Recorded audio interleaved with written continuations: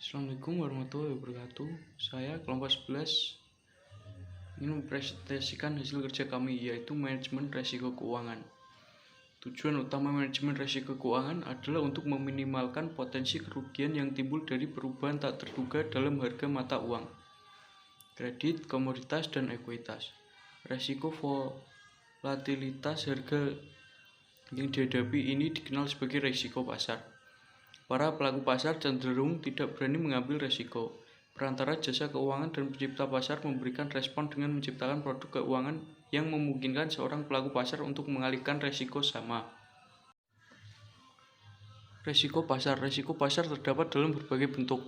1. Risiko likuiditas timbul karena tidak semua produk manajemen risiko keuangan dapat diperdagangkan secara bebas.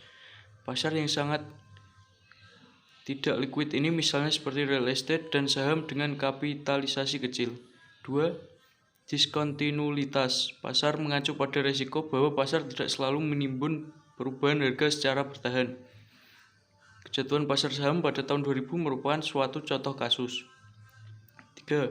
Risiko kredit merupakan kemungkinan bahwa pihak lawan dalam kontrak manajemen risiko tidak dapat memenuhi kewajibannya. Sebagai contoh, pihak lawan yang menyepakati penukaran euro Prancis menjadi dolar Kanada mungkin gagal untuk menyerahkan euro pada tanggal yang dijanjikan. 4. Risiko regulasi adalah risiko yang timbul karena pihak otoritas publik melarang penggunaan suatu produk keuangan untuk tujuan tertentu. Sebagai contoh, Bursa Efek Kuala Lumpur tidak mengizinkan penggunaan spot sales sebagai alat lindung nilai terhadap penurunan harga ekuitas.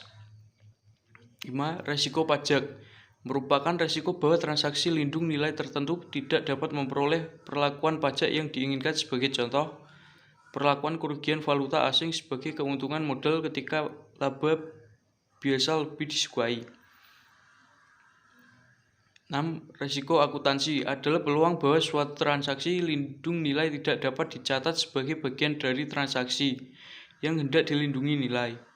Contohnya adalah ketika keuntungan atas lindung nilai terhadap komitmen pembelian diperlakukan sebagai laba lain-lain dan bukan sebagai pengurang biaya pembelian. Mengapa mengelola risiko keuangan?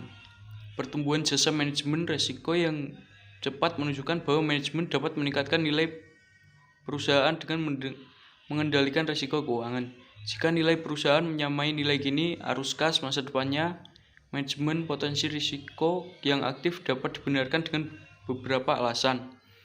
Manajemen exposure membantu dalam menstabilkan ekspresi arus kas perusahaan.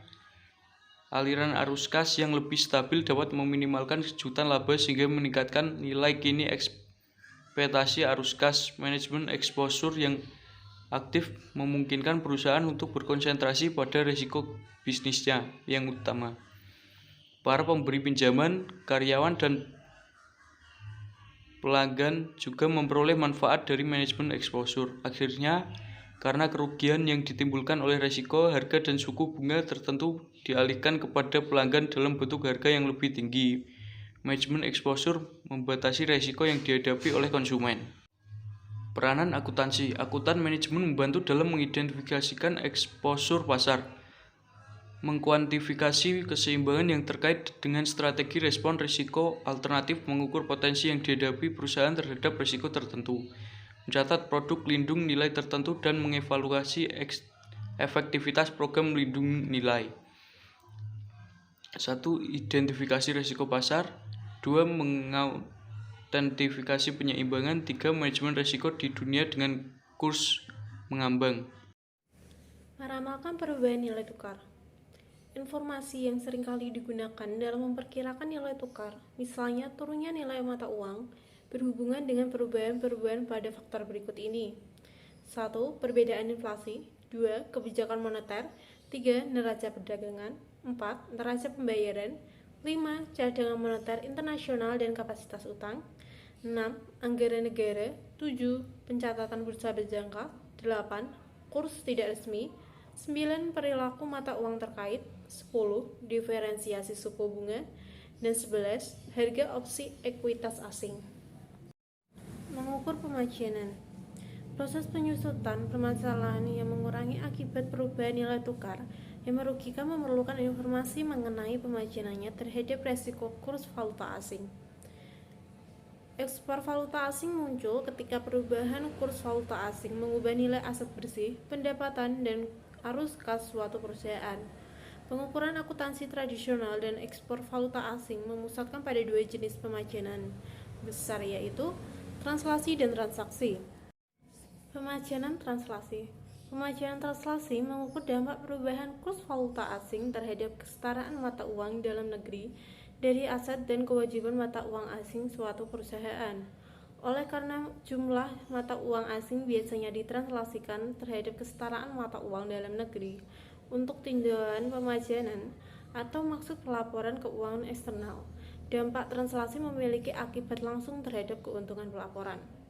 Aset atau kewajiban mata uang asing yang dipaparkan pada risiko nilai tukar merupakan hal-hal yang ditranslasikan pada nilai tukar terkini atau berlawanan dengan nilai tukar terdahulu. Oleh karena itu, pemajanan translasi dapat diukur dengan mengambil perbedaan antara aset dan kewajiban suatu mata uang asing terbuka oleh suatu perusahaan. Alat ukur akuntansi atas pemajanan beragam bentuknya, bergantung pada metode translasi yang digunakan. Tampilan 11.5 menggambarkan pilihan besar translasi yang telah digambarkan di bab sebelumnya. Neraca akhir tahun merupakan cabang hipotesis Filipina dari perusahaan induk Amerika Serikat. Kolom kedua menggambarkan penyetaraan dolar Amerika Serikat terhadap jumlah peso Filipina. Pada nilai tukar 0,03 dolar sama dengan 1 peso Filipina. Mata uang peso Filipina diharapkan mengalami devaluasi sebesar 331,3% selama periode yang akan datang.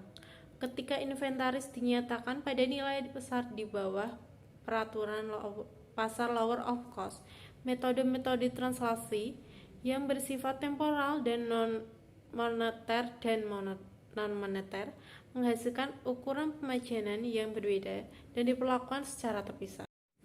Dengan menganggap perusahaan induk Amerika Serikat menunjuk dolar Amerika Serikat sebagai mata uang fungsional anak perusahaan, kerugian kurs yang mungkin terjadi terhadap pemajanan positif 1.200 juta peso akan menjadi 122 juta dolar, sebagaimana ditunjukkan pada tampilan 11.6.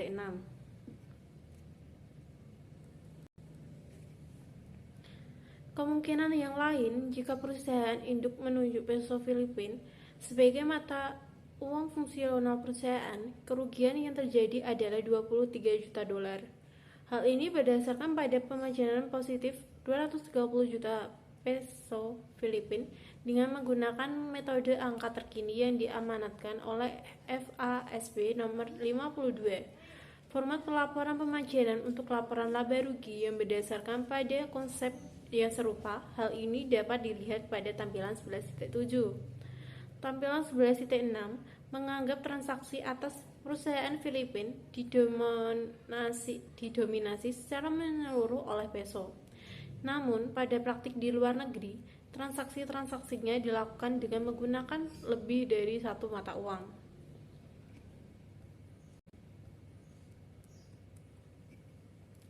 Laporan dari tampilan 11.8 ini menunjukkan bahwa bilangan ini terdiri atas pemajanan beberapa mata uang asing yang berbeda. Laporan pemajanan transaksi aneka valuta yang untuk anak perusahaan Filipina ini ditujukan pada tampilan 11.9. Laporan ini terdiri atas pos-pos yang biasanya tidak tercantum dalam laporan keuangan konvensional. Namun, pos-pos yang menyebabkan laba rugi transaksi seperti kontrak valuta asing berjangka, kesepakatan pembelian dan penjualan di masa yang akan datang, dan kontrak sewa jangka panjang. Akuntansi versus eksposur ekonomi.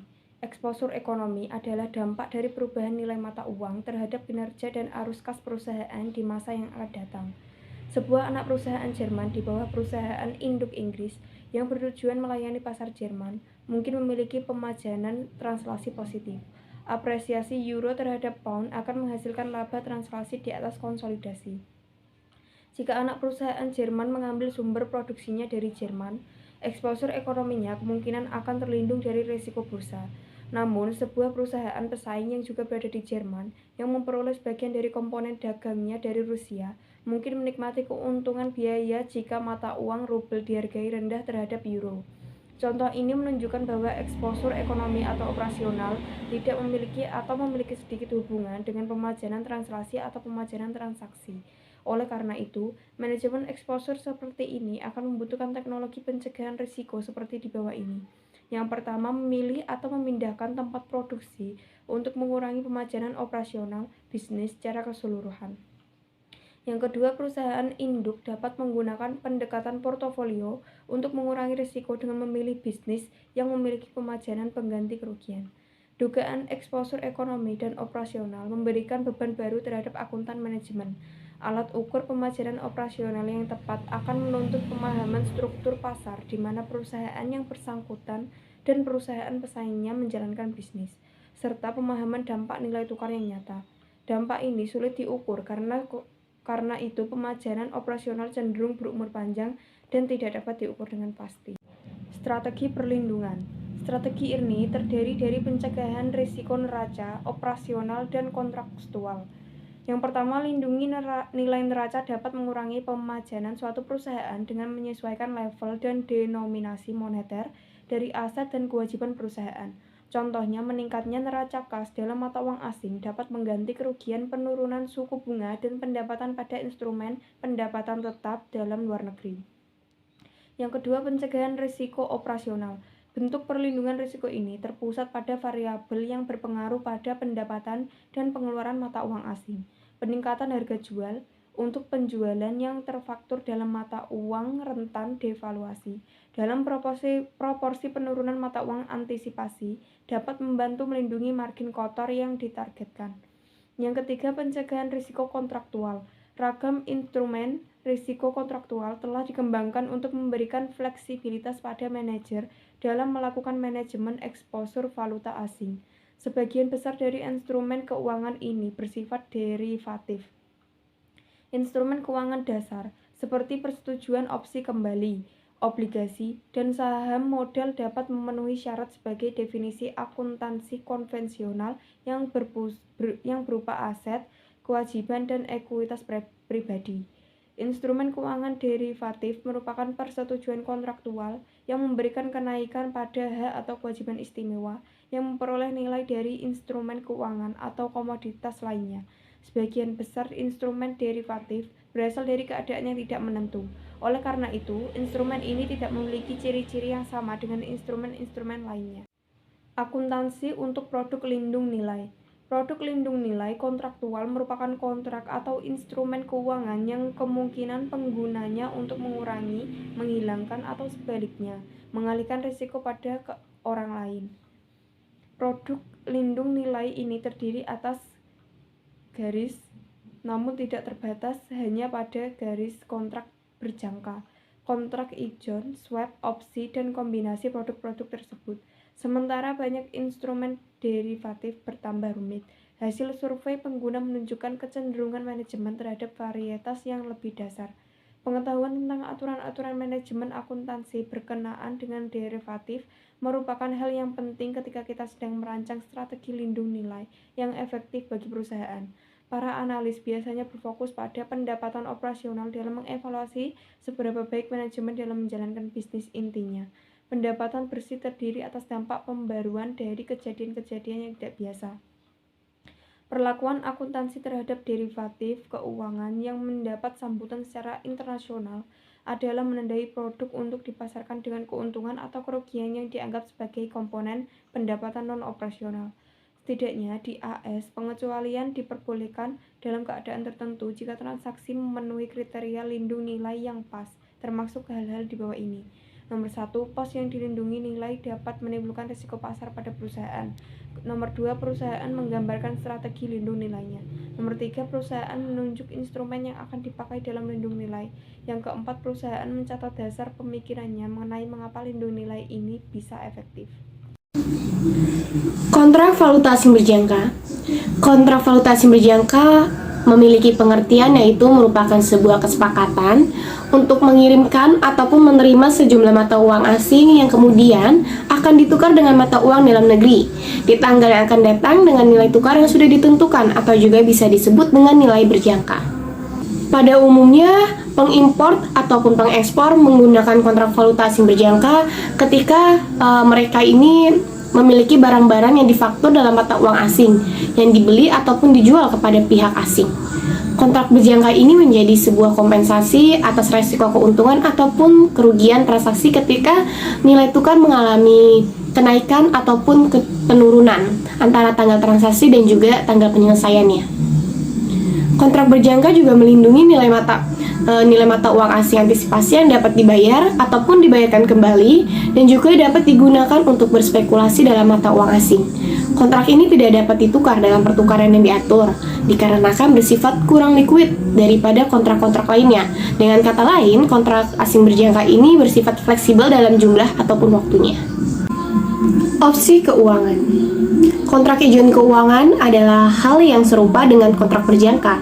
Seperti halnya kontrak berjangka, kontrak ijon ini merupakan sebuah kesepakatan untuk membeli ataupun mengirimkan sejumlah mata uang asing pada tanggal di mana yang akan datang dengan harga yang sudah ditetapkan sebelumnya. Kemungkinan lainnya adalah pada kontrak ijon ini dapat memungkinkan penyelesaian kas daripada pengirimannya dan juga dapat dibatalkan sebelum pengiriman tersebut terjadi dengan membuat kontrak kompensasi terlebih dahulu untuk instrumen keuangan yang sama. Hal yang membedakan dari kontrak berjangka yaitu bahwa kesepakatan pada kontrak ijon merupakan kontrak yang sudah distandardisasi, terdiri atas profesi terstandardisasi dalam kaitannya dengan ukuran ataupun tanggal pengiriman yang ditukar dalam pertukaran yang sudah diatur sebelumnya. Ditandai untuk dipasarkan di akhir setiap harinya dan harus memenuhi persyaratan margin pada setiap periodenya. Di sini kerugian dalam kontrak ijon ini memberikan kenaikan pada tarif margin seperti keuntungan yang biasanya ini memberikan kenaikan pada pembayaran kasnya. Pada opsi mata uang asing, di mana mata uang ini memberikan hak kepada pembeli untuk membeli, disebut dengan tarif, atau menjual, disebut dengan tawar, mata uang dari penjual, dengan harga yang sudah ditentukan oleh pengacau pada ataupun sebelum tanggal yang sudah ditentukan dan disebut dengan strike. Opsi tipe Eropa hanya dapat dilaksanakan pada tanggal berakhirnya transaksi, sedangkan pada opsi tipe Amerika dapat dilaksanakan kapanpun hingga dan termasuk tanggal berakhirnya. Swap mata uang. Swap mata uang terdiri atas perubahan kini dan perubahan nanti dari dua mata uang yang berbeda pada kurs yang sudah ditetapkan. Swap mata uang memungkinkan sebuah perusahaan itu untuk mengakses pasar modal yang tadinya tidak dapat diakses dengan biaya yang layak. Suatu mata uang juga memungkinkan sebuah perusahaan untuk menjalankan lindung nilai terhadap resiko nilai tukar yang muncul dari bisnis internasional. Perlakuan akuntansi. Sebelum adanya ketetapan-ketetapan, standar akuntansi dunia untuk produk derivatif tidak lengkap, tidak juga konsisten, dan juga berkembang ini secara berlahan. Sebagian besar instrumen derivatif ini berperan sebagai pelaksana, dianggap sebagai pos neraca. Suasana caveat emptor melihat sebelum membeli berlaku untuk membaca laporan yang berusaha untuk menaksir volume dan resiko penggunaan derivatif. Di sini ada profesi dasar atas standar-standar akuntansi. Yang pertama yaitu semua instrumen derivatif harus dilaporkan dalam neraca sebagai aset dan kewajiban. Yang kedua, laba dan rugi dari perubahan-perubahan dalam nilai yang seimbang dari instrumen derivatif bukanlah termasuk aset dan kewajiban. Yang ketiga, lindung nilai haruslah sangat efektif untuk memenuhi syarat perlakuan akuntansi khusus, yaitu seperti laba, rugi, dan juga instrumen lindung nilai yang harus dengan tepat mengkompensasi laba dari rugi terhadap pos-pos yang nilainya sudah dilindungi. Yang keempat, hubungan lindung nilai harus dicatat secara keseluruhan. Yang kelima, laba atau rugi dalam lindung nilai investasi bersih mata uang asing secara langsung dilaporkan dalam pendapatan komprehensif lainnya. Lalu yang terakhir, laba atau rugi dalam lindung nilai arus kas yang belum pasti seperti penjualan ekspor yang diperkirakan secara langsung dianggap sebagai elemen pendapatan komprehensif. Masalah-masalah praktis masalah yang pertama ini berhubungan dengan penentuan nilai wajar. Welles memperkirakan bahwa ada 64 perhitungan yang mungkin dipakai dalam mengukur perubahan nilai wajar dari resiko yang dicegah dan instrumen lindung nilai. Dia menemukan 4 cara untuk mengukur perubahan nilai wajar dari resiko-resiko dicegah, seperti nilai pasar seimbang, terus penggunaan nilai tukar spot to spot, penggunaan nilai tukar forward to forward, dan juga penggunaan model penetapan harga opsi. Ada banyak cara untuk menghitung perubahan nilai instrumen lindung nilai, yang akhirnya perhitungan ini dapat dilakukan baik sebelum ataupun sesudah pajak. Di sini kerumitan pelaporan keuangan juga muncul jika lindung nilai tidak dianggap begitu efektif dalam mengkompensasikan resiko valuta asingnya. Namun begitu efektif merupakan sebuah anggapan yang sudah objektif. Dalam teorinya, begitu efektif berarti korelasi negatif yang sempurna antara perubahan nilai atau arus kas suatu derivatif dan perubahan dalam nilai atau arus kas dari pos yang nilainya sudah dilindungi. Lindung nilai aset dan kewajiban yang diakui atau kesepakatan perusahaan yang tidak diakui. Keuntungan atas kontrak forward secara efektif telah mengimbangi devaluasi nilai mata uang. Perkiraan margin kotor dan laba operasi dapat dibuat. Diskon kontrak forward merupakan biaya atas lindung nilai resiko falas. Perlakuan akuntansi yang sama dapat juga terjadi jika eksportir melakukan perjanjian penjualan untuk mengirimkan barang atau menerima pembayaran dari importer dan untuk mengirimkan barang segera dan menunggu beberapa saat untuk menerima pembayarannya. Jenis kontrak wajib ini dikenal sebagai komitmen mata uang asing. Lindung nilai investasi bersih dalam operasional asing. Ketika sebuah anak perusahaan luar negeri memiliki posisi aktiva bersih terdapat, hendaklah kita mengkonsolidasikan dengan induk perusahaannya. Maka akan timbul kerugian translasi jika nilai uang asing mengalami penurunan yang relatif terhadap mata uang induk perusahaan. Kerugian translasi juga terjadi jika anak perusahaan luar negeri memiliki kewajiban bersih terpapar dan mata uang asing yang meningkat relatif terhadap mata uang induk perusahaan. Salah satu cara untuk meminimalkan kerugian tersebut itu dengan membeli kontrak forward. Strategi ini berarti menggunakan keuntungan transaksi yang direalisasikan dari kontrak forward untuk mengimbangi kerugian translasinya. Metode nilai tukar ganda. Metode nilai tukar ganda mengombinasikan kurs saat ini dan kurs historis dalam proses translasi mata uang asingnya. Metode nilai tukar ganda yang pertama yaitu ada metode current non-current. Pada metode ini, aset lancar yang dimiliki anak perusahaan saat itu, contoh, aset yang biasanya bisa dikonversi ke kas dalam 1 tahun, dan utang lancar atau kewajiban yang jatuh tempo dalam 1 tahun, ditranslasikan ke dalam mata uang induk perusahaan mereka pada laporan keuangannya dengan kurs saat ini. Aset dan kewajiban non-current ditranslasikan pada kurs historis. Definisi current dan non-current selalu saja merupakan sebuah skema klasifikasi, bukanlah justifikasi konseptual pada nilai tukar yang digunakan dalam translasi mata uang. Metode yang kedua yaitu metode moneter non-moneter. Metode moneter non-moneter juga menggunakan skema klasifikasi neraca untuk menentukan nilai tukar mata uang asing yang sesuai. Aset dan kewajiban moneter ditranslasikan dalam kurs saat ini. Item moneter ditranslasikan dalam kurs saat ini. Item non-moneter ditranslasikan pada kurs historis. Metode ini melihat aset dan kewajiban sebagai nilai tukar. Oleh karena itu, item moneter dimasukkan dalam kas penggunaan kurs saat ini untuk ditranslasi mata uang asing. Item tersebut menghasilkan pendanaan mata uang domestik yang merefleksikan nilai yang dicapai atau nilai penyelesaian.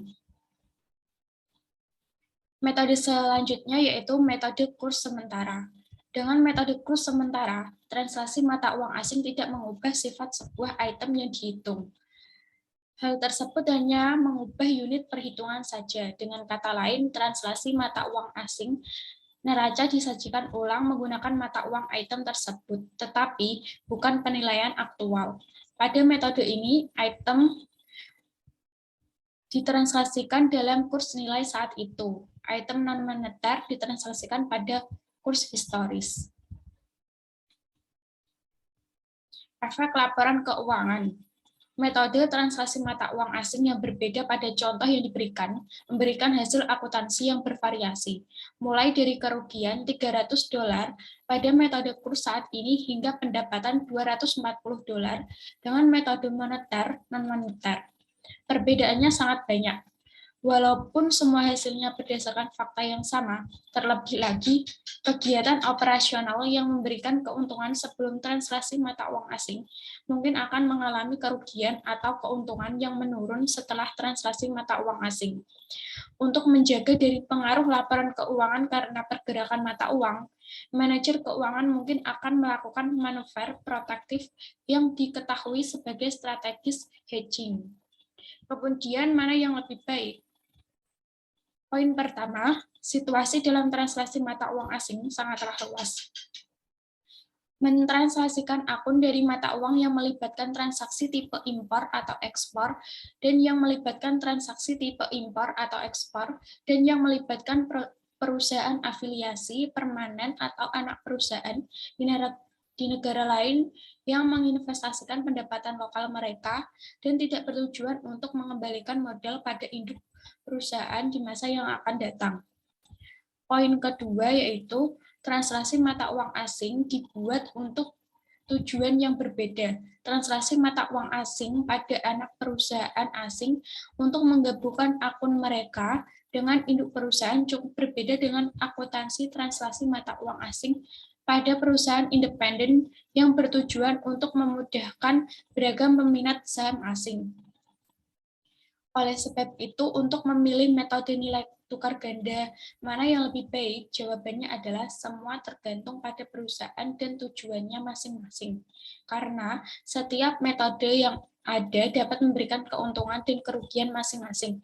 Tinggal nanti perusahaan ingin memilih yang mana menyesuaikan dengan kebutuhan perusahaan tersebut. Kemudian, kurs saat ini yang sesuai. Sejauh ini, kita mengacu pada nilai tukar yang digunakan dalam metode transaksi mata uang asing, baik kurs saat ini maupun kurs historis. Nilai tukar rata-rata seringkali digunakan dalam laporan laba rugi untuk memudahkan pengguna. Pemilihan nilai tukar yang sesuai tidak begitu jelas karena beberapa nilai tukar berbeda dalam pengaruh mata uang pada saat itu. Terdapat kurs nilai tukar penawaran dan permintaan atau bid and ask, nilai tukar spot dan nilai tukar forward, nilai tukar resmi dan nilai tukar pasar bebas, dan seterusnya. Nilai tukar mata uang asing yang sesuai harus merefleksikan realitas bisnis dan ekonomi sedalam mungkin. Nilai tukar pasar bebas untuk transaksi spot di negara di mana akun yang ditransaksikan berasal merupakan nilai tukar yang sesuai untuk menghitung nilai transaksi pada saat itu.